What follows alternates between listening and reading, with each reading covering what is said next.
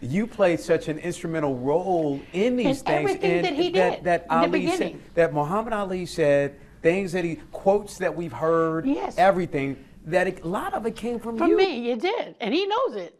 And he was glad of it, but he was thankful that he had a smart wife that could help him, pull him along. He says, I'm glad I met you. He says, I'm glad Allah put you in front of me. Because you're just me and you're me. We're each other. Would you please cook me some dinner? You know, when you look you guys up, and you look at your relationship, yeah, it talks about the great times. It also talks about the bad times. Of course.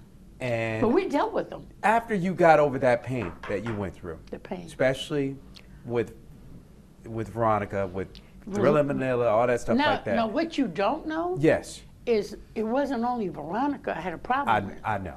Lonnie was another one. Lonnie was going with my husband too, to A get number money. Those two was the only one that were relentless and just wouldn't move, wouldn't budge. They would not move. And you know what? When I start saying it, I go, and see, Muhammad didn't hide anything. He said, she's been pregnant, and I mean, there's a lot of women that said that he got pregnant by him, and he had to come to me and said, they pregnant, what we're gonna do?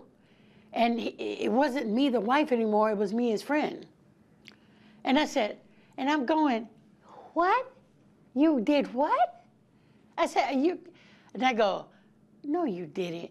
I said, yes, I did, but you gotta help me. What am I gonna do, man? I don't wanna break up my family. I said, you know what?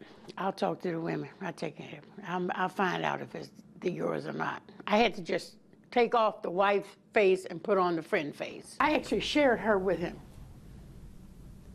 by me being married. Just to show him that stuff like that don't work. It hurt me, but I had to prove it to him.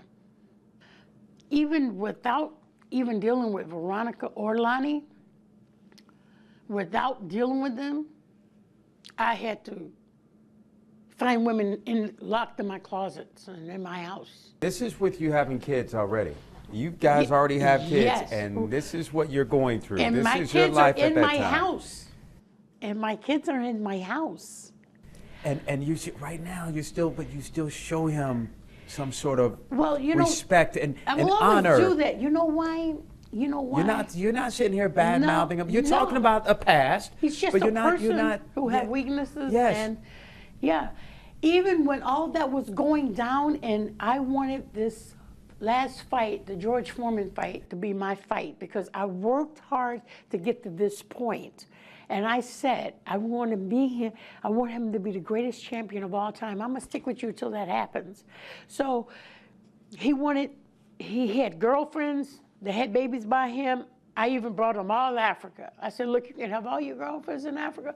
I'll take care. I have my whole briefcase with passports of everybody. I ran the whole show. All this girl thing, I had to just put that aside because this is more important, bigger than that petty crap. So I said, look, we got to do this. And I had to demand, I had to treat him like a child and say, look, this is my fight. We're winning this fight. You can have your girlfriends, but this is my last fight, and you're gonna train for this fight because this is a holy war for me. You got George Foreman, who I think is a great father and a great husband. And he's a great Christian, and you're a Muslim, you're gonna come over here and lose to that person? This is not gonna happen on my watch. It's not happening. And I didn't care what he said. I didn't want to hear anything. It's garbage. Nothing can penetrate this. It said, this is what I want right now. This is what I said I'm doing for you right now. All this crap, you can have that later. But right now, this is between us and Allah. Muslim fighting a Christian, and this is a holy war for me, and you better win. This was something that I had to stand up and do because of all of this I've been going through. This is the only thing that gave me peace of mind because I knew I'm going to have to leave this guy. I'd say 75% of that life was beautiful and 25% was not. But it was a challenge, and it was something I had to learn from. It was easy to forgive him because he was the best part of my life. He was not only the best part of my life, but we were the Michelle and Obama of the 60s and 70s, and we stood for beauty, we stood for family, family and dedication, and we stood for togetherness and support.